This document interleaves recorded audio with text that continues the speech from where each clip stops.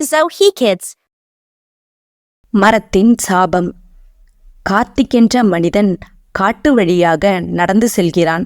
அவன் செல்லும் வழியில் ஒரு பெரிய ஆலமரம் அவன் கண்ணில் படுகிறது. கையில் வைத்திருந்த கோடாரியை எடுத்து மரத்தின் கிளைகளை வெட்டுகிறான். மரத்தின் வேர்களை தோண்டுகிறான். மனிதா, ஏன் இப்படி செய்கிறாய்? எங்களை ஏன் துன்புறுத்துகிறாய்? மரங்களுக்கும் உணர்வுகள் இருக்கிறது. அட, மரம் பேசுதா? நீ பேசினால் மட்டும் என்ன? நீ ஒரு மரம்தானே. நான் என்ன வேண்டுமானாலும் செய்வேன். இயற்கையை மதிக்காதவர்களுக்கு தண்டனை உண்டு. நீ எங்கள் வேதனையை உணர வேண்டும். நீயே மரமாக மாறுவாய். திடீரென மரக்கிளைகள் ஆடுகிறது. காற்று பலமாக வீசுகிறது. மின்னல் வெட்டுகிறது. நீ மனிதன் இல்லை. இனி நீ மரமாக மாறுவாய். ஒளி கார்த்திக் மீது விழுகிறது. அவனது உடல் மரமாக மாறுகிறது. அவனது கைகள் கிளைகளாகவும் கால்கள் வேர்களாகவும் மாறுகின்றன. இது என்ன? என் கைகள், என் கால்கள். நான் மனிதன் இல்லை, நான் மரமாகி விட்டேன். இது உன் செயலுக்கு கிடைத்த தண்டனை.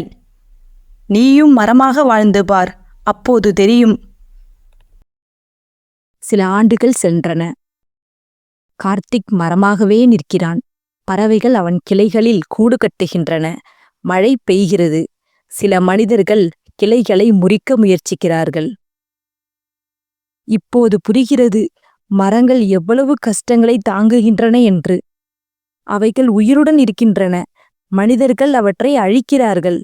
நான் மிகப்பெரிய தவறு செய்துவிட்டேன். மரமே, என்னை மன்னித்துவிடு. நான் தவறு செய்துவிட்டேன். இயற்கையின் அருமையை உணர்கிறேன். என்னை மீண்டும் மனிதனாக மாற்று.